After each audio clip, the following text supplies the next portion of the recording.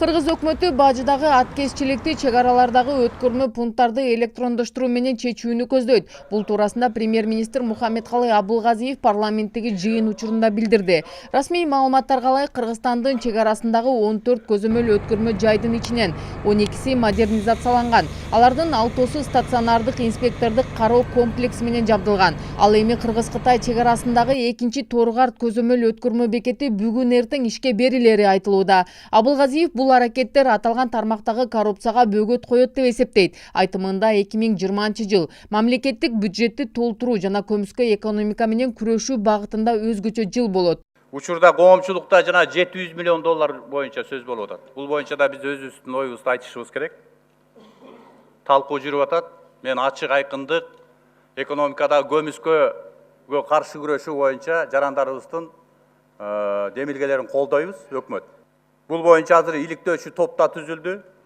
Иликтөөчү топко мен да чакырып кетер элем. Кызыктар, жарандар бардыгы катышса. Фактылардын баарын изилдеп чыкканга мына президентибиз болуп бардыгыбыз чогулуш өтүп, ошол жерде тапшырма бердик. Ачык айкын эл көрө турган процедураларды ошол жерде кылабыз. Ким эмнеге жооп бериш керек? Мен ойлойм, бул дагы биздин өзүбүздүн экономикабызга оң таасирин тийгизет деп ойлоймун. Контрабанда маселеси өтө чоң маселе. Бул Кытайдан келген товарлар эмес. Ошол эле күйүүчү майлардын кириши боюнча андан башка иштер көп. Бул боюнча дагы сөзсүз түрдө иш жүрүшү керек.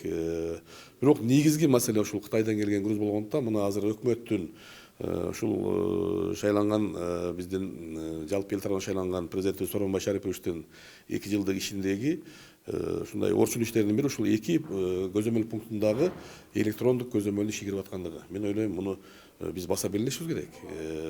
Буга чейин ошол иштерди даярдоо иштери болду. Мына азыр жалпы бажы ЭАСтын алкагында бул өзүбүздүн эмес, бүт башка өлкөлөрдүн 3 өлкөнүн бажылары менен кошо контролдоо боюнча сунуш кылынган.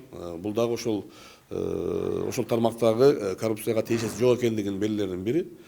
Мен ойлойм, азыр ошол күтө туралы ишке киргенден кийинки шартты карашыбыз керек. Өкмөт башчы коомчулукта резонанс жараткан 700 миллион доллар туурасында дагы оюн билдирип, ал өткөн жылы Кыргызстандан башка өлкөлөргө банк аркылуу 90,5 миллиард доллар, ал эми бул жылдын 6 айында эле 48,3 миллиард доллар которулганын, журналисттик иликтөөдө айтылган 700 миллион доллар бюджеттин акчасы эмес экенин билдирди. Мына акыркы күндөрү мына элибизди дүрбөлөңгө салып, азаттыктын иликтөөсү боюнча 700 миллион доллар боюнча. Сиз так айтыңызчы, өкмөт так айта албай атасыздар. Бул 700 миллион доллар биз кимге тиешелүү акча? Мамлекеттикиби же таможнядан алганбы же башкалардыкы? Ушуну так айтып коюңуздарчы. Бул мамлекетке тиешеси барбы, жокпу ушул акча? Табылдык Апарович, муну кимдин акчасы деп азыр эч ким так айта албай атабыз. Ошон үчүн азыр иликтөө следственный топ иштеп атат. Анан депутаттык комиссия да ошого чыксын. Мына азыр биз Жок, мамлекетке тиешеси барбы, жокпу? Ошону эле айтыңызчы сиз. Бирок өзү айтып атат жана мамлекетке тиешеси жок болсо жок деп эле айтып коюңуздар да, элди дүрбөлөңгө салып. Эл ойлоп атат, мамлекеттин акчасы урдалып чыгып кетип атат. Жок, бул бюджеттен эмес. Ошону айтыңыз. Бул бюджеттен эмес, бул бизнестин өзүнүн алакасында болуп аткан мамиле. Адистердин айтымында кайсы бир өлкөдөн акча которууга мыйзам боюнча эч ким тыюу сала албайт. Анткени менен коомчулукта Кыргызстандын экономикасынан 700 миллион доллар урдалыптыр деген түшүнүк жаралууда. Бирок бул андай эмес дешүүдө. 700 миллион биздин кирешебизден чыгып кетти деген бул мындай да, бул жомок. Себептен де бюджетти түзгөндө бюджеттин ар бир тармактын экономикасын эсептеп, өндүрүштү эсептейсиң, алканы эсептейсиң, сырттан келип аткан, бизден чыгып аткан бардыгын эсептеп бюджет түзүлөт. Аны жөн эле 1-2 адам отуруп жазып койбойт. 700 миллион доллар деген, бүгүн айтып атат 900 миллион доллар деген биздин бюджетибиздин почти жарымын түзүп атат. Ал чыгып кетсе биз банкрот болмокпуз. Бажыдагы коррупцияны биз элге түшүндүрүш керек. Мындай чоң көлөмдөгү коррупция бүгүн мүмкүн эмес. Себеби биздин бюджетибиз ошо менен айтып аткан сумма менен эле тең да. Анан биз ал 700 миллион эмес, биз азыр 100 миллионду андай жоготуу болсо, мен ойлойм биздин экономикабызда баягы ачык мындай тешик катары баягы көрүнүп калмак да. Ошон үчүн бул жерде мүмкүн эмес бүгүнкү күндө анча акчаны урдаганга. Маселе жанагы транзиттик товарларды өткөрүү боюнча болуп атат. Ал жерде ар кандай ишканалар иштейт, ар кандай фирмалар иштейт. алар кандай жол менен аны өткөзүп атат, ошол эле биздин кошуна мамлекеттерге, мисалы ушул Тажикстанбы, Өзбекстанбы же Казакстанбы же Украина, Белоруссиябы, ал кандай жол менен өтүп атат, аны биз эле эмес, жана биздин кошуна мамлекеттин бажы органдары же ошо тиешелүү органдары да жооп ошол жерден так маалыматты алышыбыз керек. Келдибековдун пикиринде учурда Матраимовду коомго жаманатты кылып көрсөтүү жана аны азыркы президентке жармаштыруу аракеттери көрүлүп жатат. Атамбаев президенттикти өткөзүп бергенден кийин ал жөн жаткан жок. Ал колдон келишинче бут тосуулар, колдон келишинче жаңкы саясий айдыңда мамлекетибиздин ичинде мына туруктуу саясий кырдаал түзбөгөнгө аракет кылды да. Эми ал иш баяк 8-9 августтарда бүткөндөн кийин мына эми деп ишке киригишип экономикалык иштерге, социалдык проблемаларды, мамлекеттеги жалпы проблемаларды мындай туруктуу түрдө карап иштей баштаганда кайра мына эми ошого жолтоо, ошону жасатпоо деген аракетти кайра экинчи сериясы башталды десем болот да. Силер көз каранды болуп калгансыңар. Өткөн президент силерди жакшынакай мамиле, достук мамилеге түзгөн. Ошол достук мамилегер бүгүнгө чейин сакталып турат, көрүнүп турат да. Мен эмне үчүн айтып атам, аттарды айтпаш керек. Атамбаев болобу, Матраимов болобу, аны айтпасаңар, моундай маселе бар, моундай маселе деп айтсаңар, анда калыс сакталат эле да. Ал эми сиз айтып аткан мына маселе козголуп атпайбы? Мен 90% иликтөөгө кошулам. Бирок тактаган нерсе жыйынтыгы башкача болуп атат. Өзбекстандан келген акча деп өзүңөр айтып атасыңар. 700 миллиондон Кыргызстандан чыкты дейсиңер. Ал биздин акча эмес да. Биздин акча чыккан эмес ал. 700 миллион мына Акылбек Сембекович билет. Биздин бюджет үчүн 130 миллион бир жылда деген биз аксап калабыз. Айта кетсек, өткөн аптада бир катар коомдук активисттер Жогорку Кеңештин алдында реакция деген аталыштагы тынчтык митингин уюштурушкан. Нааразычылык акциянын катышуучулары бийликти коррупция менен күрөшүүгө, реалдуу реформаларды жасоого чакырышкан. Эми ошол 700 миллионду именно 2012 жылдан 2017 жылга чейин деп Азаттык өзү айтып атат. Ошол убакта ким президент болгон, ким премьер-министр болгон, ким таможняны башкарган бардыгыбыз билебиз да.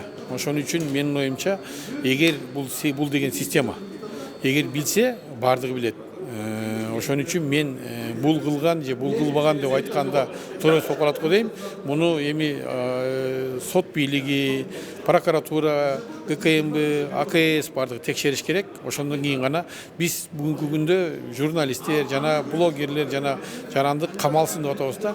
Биз анын үстүнөн кылмыш иши козголсун деп айтышыбыз керек, а биз камалсын деп айтканга болбойт. Биздин андай укугубуз жок. Биз депутат болобузбу, жаран болобузбу, камалсын айтканыбыз жок. Анын үстүнөн иш козголуп, ошол текшерилсин деп айтсак болот. Президент Сооронбай Жээнбеков буга чейин коррупцияга каршы күрөштүн алкагында жемкорлук менен күрөшкөн органдарды тазалоо жүрүп жатканын билдирген. Айтымында учурда сот системасындагы, прокуратурадагы, милициядагы экономикалык кылмыштарга каршы күрөш боюнча мамлекеттик кызматтагы коррупциялык аракеттерге каршы иш жүрүп жатканын белгилеп, бирок коррупция менен күрөштү көпчүлүк колдогону менен жемкордук боюнча шек саналган жакындарына болушкандар арбын экенин кошумчалаган.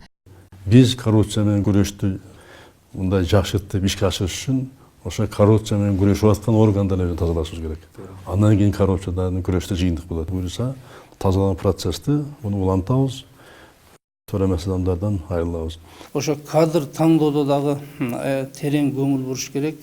Бардык нерсени кадрлар чечет дейт го. Кадр ошол коррупция менен күрөшкөн тармак боюнча өздөрү боюнча катышташ керек.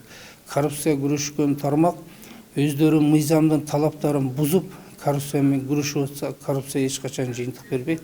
Укук коргоо органдарын сөзсүз түрдө тазалаш керек, караш керек. Мисалы укук коргоо органдарынын азыр имараттарынын алдына барсаңыз, алган айлыктары чектелүү, а бирок минген кызматтык машиналар, автоунаалар канча миң долларлыктар турат.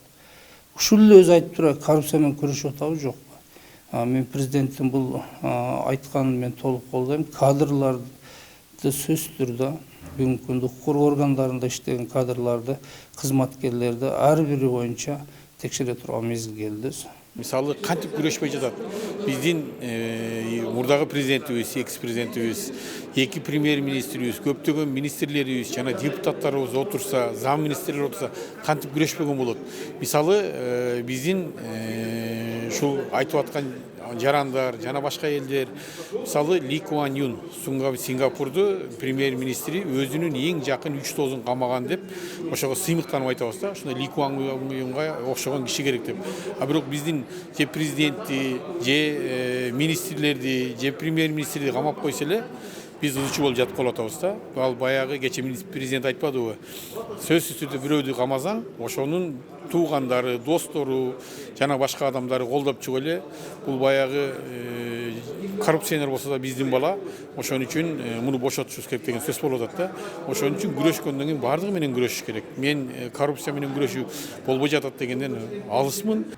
Белгилей кетсек, Бажыдагы коррупция боюнча укук коргоо органдарында ведомстволор аралык комиссия түзүлгөн. Мындан тышкары Жогорку кеңеште депутаттык комиссия иштеп жатат.